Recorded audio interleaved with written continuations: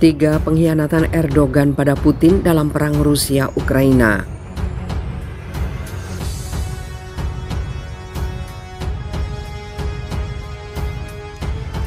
Everything that was interconnected with our president was written by newspapers and was written by journalists without having obvious facts for them. That's why in our understanding, this is nothing else.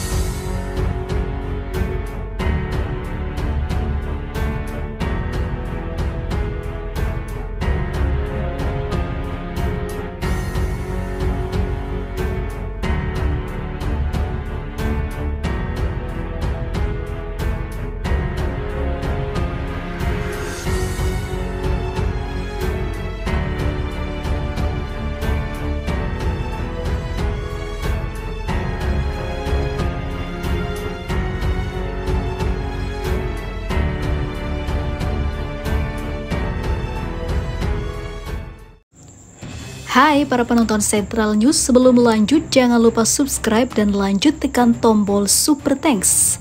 Tombol Super Thanks ada di atas tombol subscribe. Jika Anda ingin mensupport channel kami menyajikan berita yang paling Anda tunggu-tunggu. Terima kasih.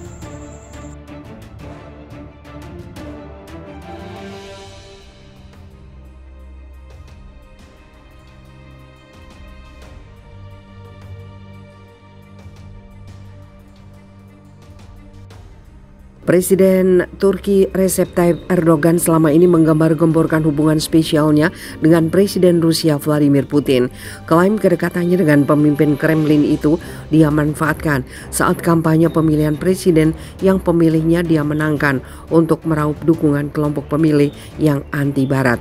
Ketika perang Rusia-Ukraina pecah 24 Februari 2022, Erdogan mencitrakan dirinya sebagai pemimpin netral berseberangan dengan sekutu-sekutu NATO yang rame-rame mendukung Ukraina dengan memasok senjata. Turki juga tidak seperti negara-negara NATO memilih untuk tidak menjatuhkan sanksi terhadap Rusia. Namun selama perang Rusia-Ukraina berlangsung, kebijakan Turki sebenarnya pro-Kiev termasuk produsen senjata pernah memasok drone Bayraktar TB2 pada awal-awal perang. Tiga pengkhianatan Erdogan pada Putin dalam perang Rusia-Ukraina. 1. Memasok drone Bayraktar TB2 ke Ukraina. Bayraktar TB2 adalah kendaraan udara tidak berawak atau drone taktis yang dikembangkan oleh perusahaan pertahanan Turki Baykar. Pada awal perang Rusia-Ukraina, Baykar memasok militer Kiev dengan drone Bayraktar TB2. Drone ini bahkan pernah menjadi bintang dalam pemberitaan pertempuran karena perannya cukup merepotkan militer Moskow dengan menyerang tentara yang mencoba memasuki berbagai wilayah Ukraina. Bos Baykar, Selçuk Bayraktar, adalah menantu Presiden Erdogan.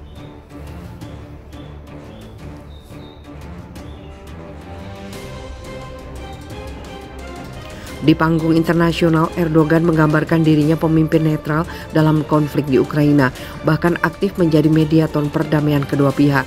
Namun di sisi lain, perusahaan menantunya menyokong militer Kiev dengan senjata mematikan.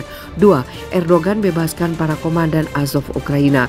Pada Sabtu pekan lalu, pemerintah Erdogan membebaskan para komandan resimen Azov Ukraina yang ditahan di bawah kesepakatan pertukaran tahanan. Langkah ini dianggap para komentator Rusia sebagai pengkhianatan Erdogan terhadap Putin. Juru bicara Kremlin Dmitry Peskov menyebutnya sebagai pelanggaran kepercayaan. Tidak ada yang memberitahu Rusia tentang transfer itu. Kata Peskov merujuk pada pembebasan komandan resimen Azov. Mereka seharusnya tinggal di Turki sampai akhir konflik. Lanjut Peskov. 3. Mendukung Ukraina gabung NATO. Pada pekan lalu Erdogan belak-belakan mendukung Ukraina bergabung dengan NATO. Langkah yang sangat ditentang Presiden Rusia Vladimir Putin karena ekspansi NATO dianggap sebagai ancaman keamanan bagi Moskow.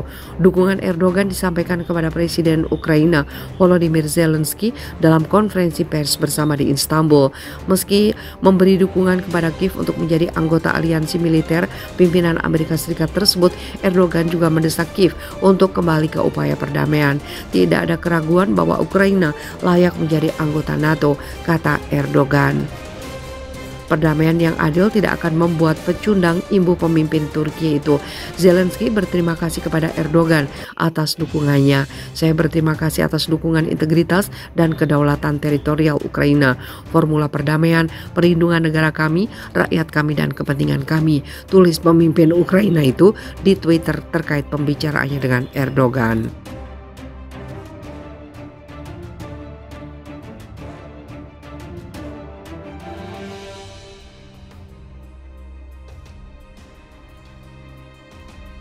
Baru-baru ini, Brit telah mengguncang dunia. Bagaimana tidak, negara-negara dengan ekonomi tertinggi di dunia memilih untuk bergabung dan menggeser dominasi Amerika Serikat dalam perekonomian hingga militer. Hal ini ditambah lagi jika negara seperti Turki, Iran, hingga Mesir siap memperkuat Brit demi tercapainya pergeseran kemajuan dari Barat menuju negara-negara dengan populasi tertinggi di dunia dan ekonomi yang kuat. Brit yang saat ini telah dipandang sebagai kekuatan ekonomi baru yang muncul menarik sejumlah negara Timur Tengah untuk turut bergabung ke dalam organisasi tersebut. Dilansir dari laman Wio News, negara-negara yang tergabung dalam BRICS, Brasil, Rusia, India, Cina, Afrika Selatan telah menyumbangkan 40% dari populasi dunia, hampir sepertiga dari ekonomi global. Anggota kelompok baru ini bahkan mampu melampaui G7 dalam hal pertumbuhan ekonomi baru-baru ini. Daya tarik inilah yang membuat sejumlah negara tertarik untuk ikut bergabung. Selain dari segi populasi dan perkembangan ekonomi, sejumlah anggota BRIT memiliki kekuatan militer yang mumpuni. Kekuatan militer negara BRIT, 3 dari 5 anggota BRIT saat ini telah menduduki peringkat 10 besar negara dengan kekuatan militer terbaik menurut Global Firepower 2023. Mereka adalah Rusia yang ada di posisi kedua, Cina di urutan ketiga, India menempati urutan keempat dunia. Sejumlah senjata mematikan juga turut dimiliki oleh ketiga negara tersebut, macam rudal RS-28 Sarmat milik Rusia, Dongfeng 41 kepunyaan Cina, dan rudal Agni 5 punya India, di mana ketiganya merupakan rudal balistik dengan daya hancur luar biasa. Selain itu terdapat pula sejumlah jet canggah seperti Su-57 Velon, Chengdu J-20, Sukhoi Su-30 MKI, hingga Su-35. Dengan banyaknya penduduk ditambah dengan persenjataan mumpuni, tentulah membuat koalisi BRICS ini semakin menakutkan.